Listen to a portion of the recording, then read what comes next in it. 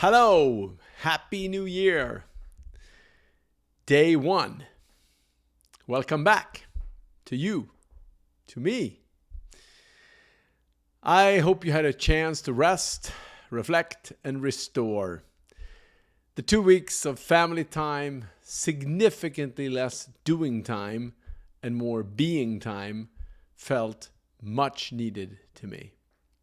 However, not that I'm complaining at all, but I also gained a new level of respect for staff members in early childhood education centers, which is kind of what our household feels like these days when we're all together. Every time we have a chance to get together, the dynamic is a little different. Enjoying time with our kids and grandkids, witnessing them grow, and seeing how the cousins learn and adjust to more people is so rewarding. We also had plenty of time to have vibrant conversations during and after dinner around various global interests. And I was reminded how productive, informative, and valuable good discourse can be. I'm also very proud of all our kids for having found their own set of beliefs and for their ability to listen to the beliefs of others while sticking to their own. So 2023, here we are. What are your expectations for this year? Do you feel optimistic, pessimistic, or indifferent? It's important to take stock of our emotional geography. That's what pausing and rests are for. It's also why I like New Year so much, since it is a wonderful opportunity for hitting the reset button. Change what's bad, do more of what's good. Or as our daughter Alex does every New Year's Eve, she lists all the things that she wishes to change on a piece of paper with her husband, and then they make a small fire out of them. A powerful joint commitment ritual for what they won't do next year. It's good to identify what isn't working, of course, but it's perhaps even more impactful to direct our attention to what you want more of. Where attention goes, energy flows, they say.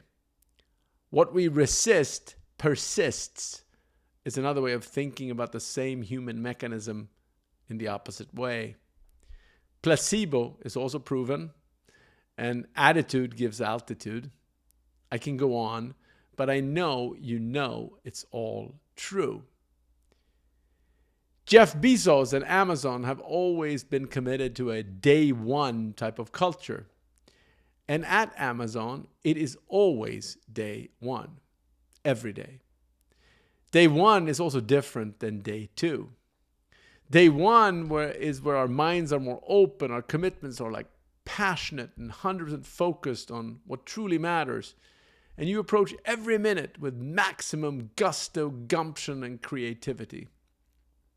Day two is the more established mindset where we tend to be more protective of what we have, more retrospective than future-oriented, and we keep a foot on the brake, just in case. There are, of course, situations that require more of a day two attitude. But for the start of the year, and for most days in our lives, embodying a day one attitude is a really good idea. Every day is a new opportunity. Every meeting is a new possibility. And every thought is a chance to reframe, rethink, and direct our human energies. One of the things I also like about the new year is that so many thoughtful writers list things. They summarize what they've learned and what they are looking forward to. And I would say more of them than usual tend to be a bit more optimistic. They write from a higher ground, it seems. By far the best list I have found so far, and please send me the best you've found, was written by Gurwinder, and I link to it in the post.